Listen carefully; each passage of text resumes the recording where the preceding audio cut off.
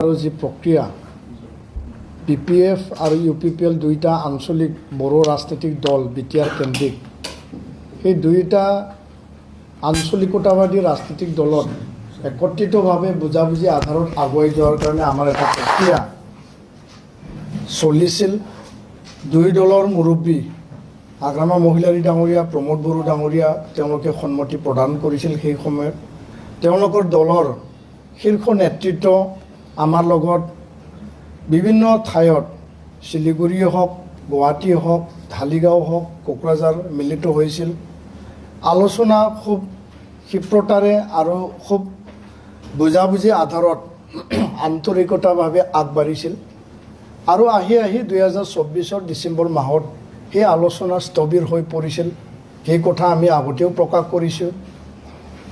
আৰু এই স্থবিৰ হৈ যোৱা যি পৰিৱেশ আৰু যি প্ৰক্ৰিয়া, সেই প্ৰক্ৰিয়াটো যোৱা এই 2025 জুলাই মাহত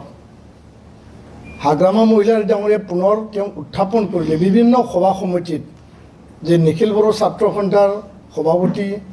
সাধাৰণ সম্পাদক আৰু খাম্ফা বৰগোহাঞি ডাঙৰীয়া আন সকলে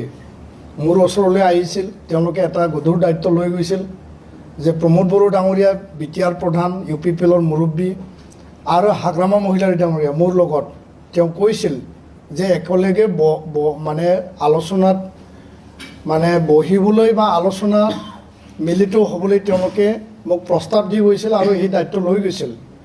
সেই দায়িত্ব আমি কোনোদিনে কোনো কালত আমি দায়িত্বৰ পৰা আঁতৰি যোৱা নাই। আমি দায়িত্ব লৈ আমি বিভিন্ন স্তৰত আলোচনাত মিলিত হৈছোঁ আৰু এই কথাটো শুনি পেলাই প্ৰমোদ বড়ো ডাঙৰীয়াও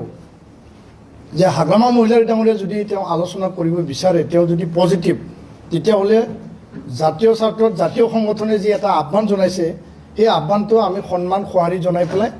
জাতীয় সংগঠনে বিচৰা ধৰণে আমিও আলোচনাৰ কাৰণে সাজু আছোঁ বুলি তেওঁ প্ৰকাশ কৰিছিল।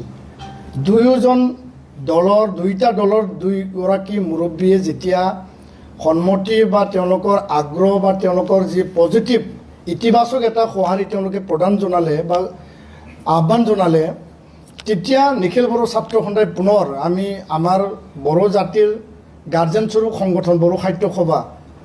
আৰু প্ৰাক্তন BLT যি সংগ্ৰামী এটা পৰিৱেশত তেওঁলোকে সংগ্ৰাম কৰি আহিছিল, প্ৰাক্তন NDB আৰু বড়ো জাতীয় 16টাকে সংগঠনক আমি একত্ৰিত লৈ পেলাই যোৱা 2024 এই জুলাই মাহৰ 13 তাৰিখে আমাৰ এই বডোফা হাউচতে আমি আলোচনা কৰিছিলোঁ আৰু এই আলোচনা যথেষ্ট ফলপ্ৰসূ আছিল। দল সংগঠনে ঐক্যবদ্ধভাৱে তেওঁলোকে প্ৰকাশ কৰিছিল যে দুই আঞ্চলিক দলক একেলগে আমি আগুৱাই লৈ যোৱাটো সকলোৰে আমাৰ দায়িত্ব। একে আলোচনা আকৌ আমি খুব মানে মৰ্যাদা সহকাৰে বা সঠিকভাৱে আগুৱাই লৈ যোৱাৰ কাৰণে আমি গুৱাহাটী খানাপাৰাত পুনৰ 3 আগষ্টত আমি বহিলোঁ। সিদ্ধান্ত লোৱা হ'ল যে দুই দলৰ মুৰব্বী প্ৰমোদ বড়ো ডাঙৰীয়া, হাগ্ৰামা মহিলাৰী ডাঙৰীয়াক আমাৰ এই মঞ্চৰ পৰা চিঠি প্ৰদান কৰা যাওক আৰু একত্ৰীকৰণ যি এটা বুজাবুজি আধাৰত আগুৱাই যোৱা যি এটা সিদ্ধান্ত, সেই সিদ্ধান্তটো তেওঁলোকক অৱগত কৰিব লাগে। আমি চিঠি প্ৰেৰণ কৰিলোঁ 5 তাৰিখে, 5 আগষ্টত আৰু এই চিঠি প্ৰেৰণ কৰি আমি 12 আগষ্টলৈকে আমি এটা সময়সীমা তেওঁলোকক বান্ধি পেলাই আহ্বান জনাইছোঁ যে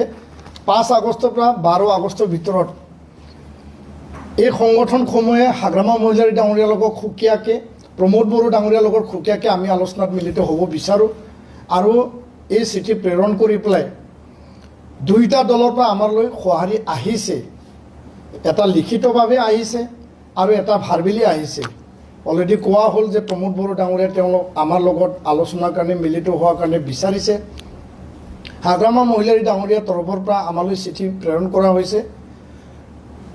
তেওঁলোকে কিছু প্ৰশ্ন কিছু ৰাখিছে, সেই কথা আমি আজি ক'ব বিচৰা নাই, কাৰণ গোটেই বিতং তথ্য কি আছে কি নাই আলোচনাৰ অন্তত সময়সীমা যেতিয়া উকলিব 12 আগষ্ট, তাৰপিছত আমি সকলো আমাৰ 16টা জাতীয় দল সংগঠনত একেলগে মিটিং আমি আহ্বান কৰি পুনৰ আমি মিডিয়া আগত 5ৰ পৰা 12 ভিতৰত কি হ'ল, কি প্ৰক্ৰিয়া চলিল, সেই গোটেই বিষয়টো যি আঞ্চলিকতাবাদী যি BTR কেন্দ্ৰিক UPPL আৰু BPFৰ বুজাবুজিৰ যি এটা প্ৰক্ৰিয়া আমি যি দায়িত্ব সহকাৰে তেওঁলোকে আহ্বান জনোৱাৰ কাৰণে আমি আগবাঢ়ি আহিছোঁ কাৰণ এই প্ৰক্ৰিয়া 2024ত স্থবিৰ হৈ গৈছিল আৰু তেওঁলোকে পুনৰ হাগ্ৰামা মহিলা ডাঙৰীয়া বিভিন্ন সময় সমিতিত বাৰম্বাৰ কৈছে যে এপছুৱে দায়িত্ব লৈ গৈছিল আৰু এই দায়িত্ব এপছুৱে পালন কৰা নাই আমি আজি দায়িত্ব পালন কৰিছোঁ আপুনি আগুৱাই আহক আৰু প্ৰমোদ বড়ো ডাঙৰীয়া তেওঁ ইচ্ছা প্ৰকাশ কৰিছে তেওঁকো আমি আহ্বান জনাইছোঁ যে আপুনি আগুৱাই আহক আৰু অলৰেডি প্ৰমোদ বড়ো ডাঙৰীয়া তেওঁ আলোচনাৰ কাৰণে সঁহাৰি সন্মতি প্ৰদান কৰিছে